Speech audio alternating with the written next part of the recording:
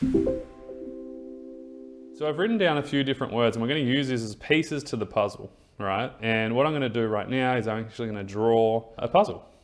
And so I want you to imagine at home, if you're listening to this on audio, that there are different pieces that we must do in order to get better, right?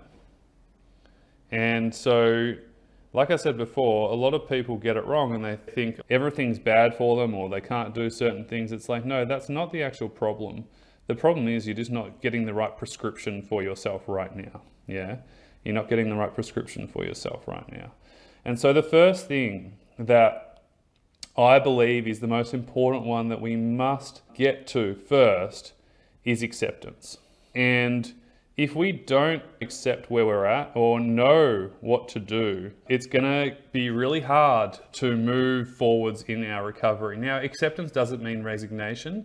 It just means acceptance of what currently is, so I can focus on where I'm at and I can move forwards from where I'm at. A lot of people think, oh my God, I can't accept it. If I accept it, it's the end of my life. No, it's the start of your life. Acceptance is the start of your life, right?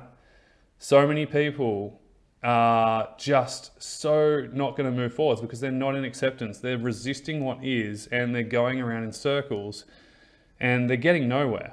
And so acceptance isn't resignation. Acceptance is the start of your new life. You're building something new, right? It's like the foundation.